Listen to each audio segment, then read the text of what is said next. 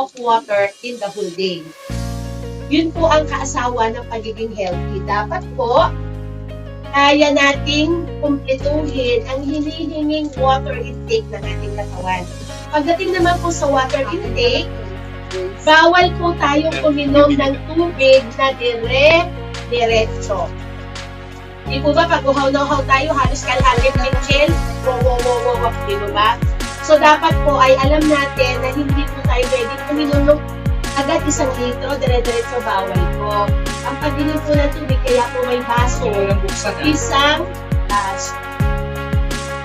8 baso in 24 hours. Kasabay po nito, kayo po magiging healthy. Bawal timplahin sa kumukulong tubig. Dapat malamig. Dapat po malamig or maligamgam. Okay? Bakit? Masagutin ko na po. Bakit bawal sa mainit? Kasi ito po yung nagtataglay ng 68 different nutrients. 17 of that is enzyme. At ang enzyme po ay isang buhay na nutrients na tutulong para tayo maging healthy, mamamatay po siya. Yung binigyan ko ito kasi. Kapag tinimpla niyo po sa mainit na tubig, so dapat po warm at empty stomach. Bakit natin sasabing empty stomach?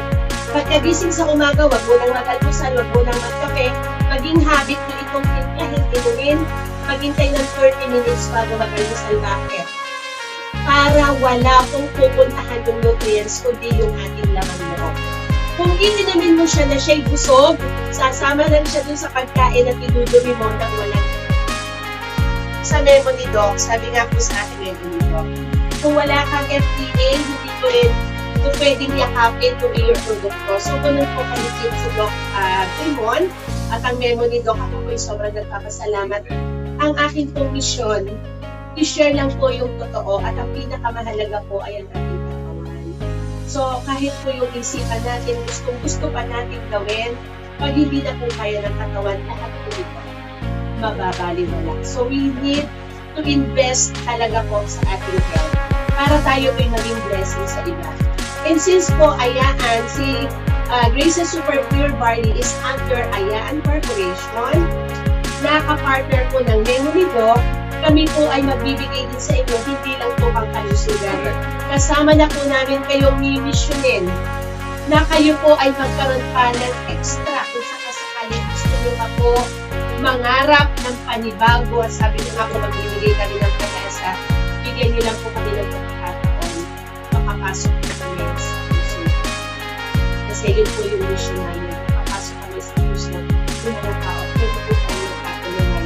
Hindi po ito, sabi ko nga po, tuloy na po bababa sa mga rural areas.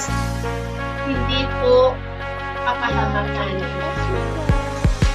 At hindi ko po ito gagawin kung ang gusto ko lamang po ay kumita. Kasi I am totally okay dahil napakasimple ko ng kumita.